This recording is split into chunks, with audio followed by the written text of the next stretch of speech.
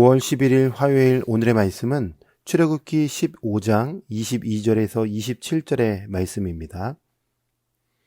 모세가 홍해에서 이스라엘을 인도하매 그들이 나와서 수르 광야로 들어가서 거기서 사흘 길을 걸었으나 물을 얻지 못하고 마라에 이르렀더니 그곳 물이 써서 마시지 못하겠으므로 그 이름을 마라라 하였더라.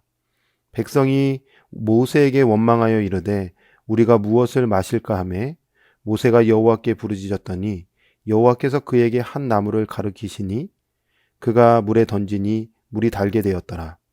거기서 여호와께서 그들을 위하여 법도와 율례를 정하시고 그들을 시험하실세 이르시되 너희가 너희 하나님 나 여호와의 말을 들어 순종하고 내가 보기에 의를 행하며 내 계명에 귀를 기울이며 내 모든 규례를 지키면 내가 애굽 사람에게 내린 모든 질병 중 하나도 너희에게 내리지 아니하리니 나는 너희를 치료하는 여호와임이라.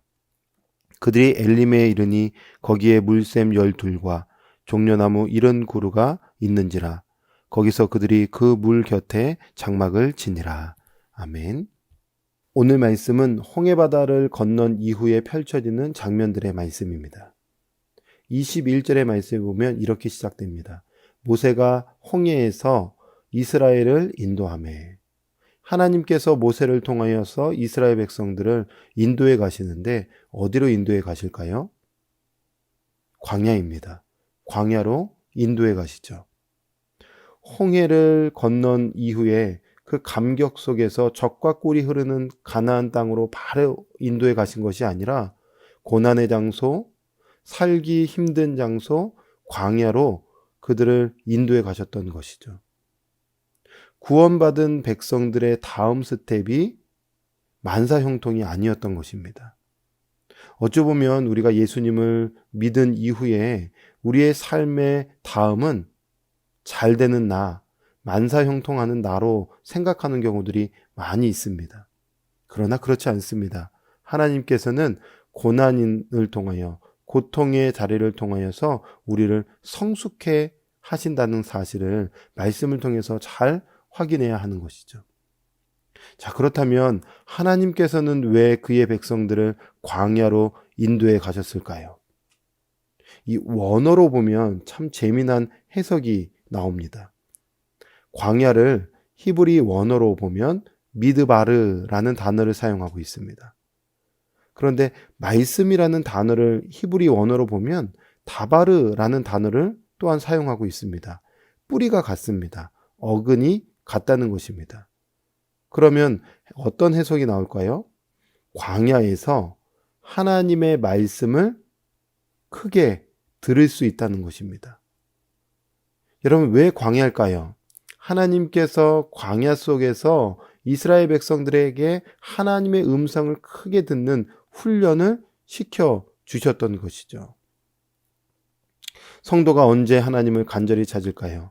언제 눈물을 흘리며 하나님께 구할까요? 죄성을 지닌 인간은 편안할 때에, 안락할 때에 주님을 잘 찾지 않습니다. 오히려 주님과 멀어질 때가 참 많습니다. 그러나 반대로 어려움이 닥치고 내게 해결할 수 없는 어려운 일들을 만났을 때에 그때 전능하신 하나님의 손길을 간절한 마음으로 구하기 시작하죠. 오히려 인생에 만난 고난이 하나님을 찾게 되는 은혜의 계기가 되는 것입니다. 오늘 하루를 사랑하는 성도 여러분, 혹시 우리 인생 가운데 광야와 같은 삶을 만나신 분들이 계십니까? 그렇다면 지금 하나님의 음성을 크게 들을 수 있는 기회인 것입니다. 하나님을 만나고 하나님의 음성을 크게 들음으로 말미암아 하나님의 손길을 경험하는 그런 귀한 삶이 우리 삶 가운데 펼쳐지기 주님의 이름으로 축복합니다. 광야에서 첫 번째로 만난 어려움이 무엇이었을까요? 그것은 바로 목마름의 고통이었습니다. 광야, 사막이니 마실 물이 없었던 것은 당연한 것이죠.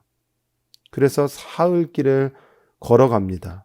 고통 가운데 걸어갑니다. 그리고 만난 지역이 어디냐? 마라라는 지역이죠. 여러분, 마라라는 지역의 이름의 뜻은 쓰다, 괴롭다라는 뜻입니다.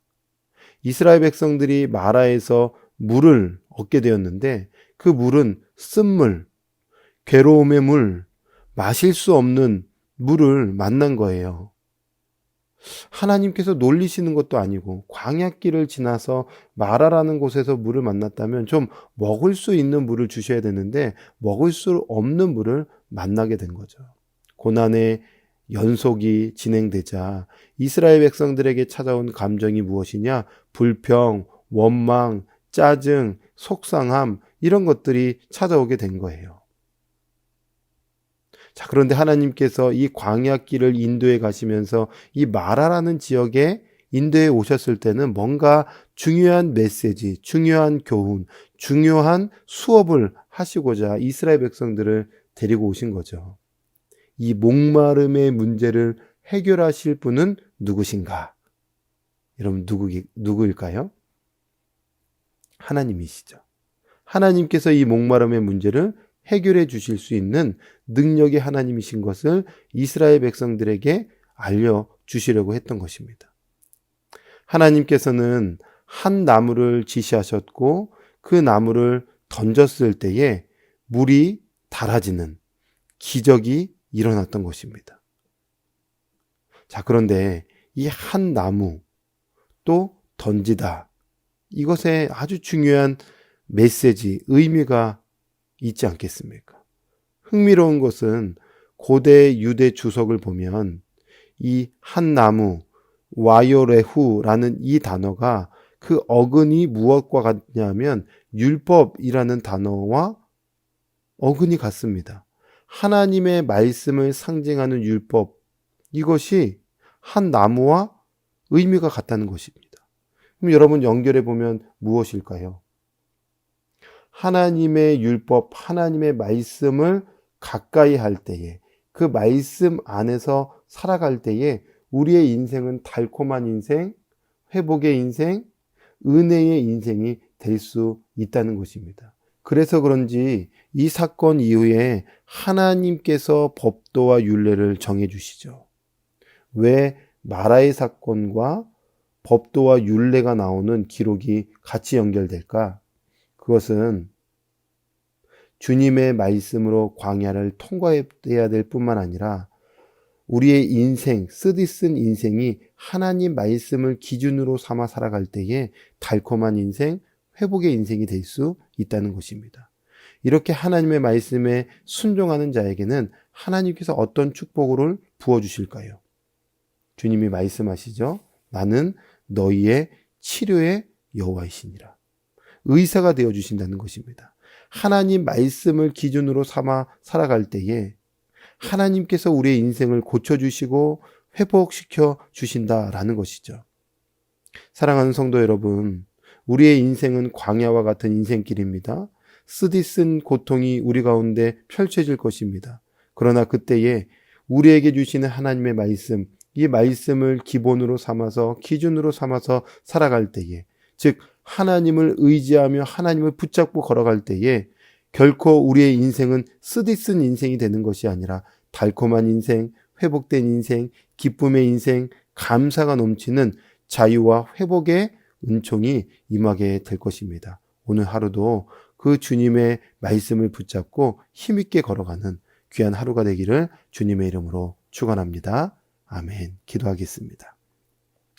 사랑과 은혜가 풍성하신 하나님, 이스라엘 백성들을 광야로 인도해 주셔서 하나님께 철저히 하나님을 의지하고 하나님을 바라보고 주의 음성을 듣고 말씀을 기준으로 삼아 살아갈 수 있도록 훈련시켰듯이 우리의 인생에 때로는 고난과 고통이 찾아올다 할지라도 고난 위를 걸어오시는 예수 그리스도를 바라보며 말씀을 기준으로 살아가는 주님의 귀한 자녀들 되게 하여 주시옵소서. 그래서 우리의 인생에 회복이 있고 기쁨이 있고 감사가 흘러넘치게 하여 주시옵소서. 함께 하실 하나님께 감사드리며 예수님의 이름으로 기도합니다. 아멘.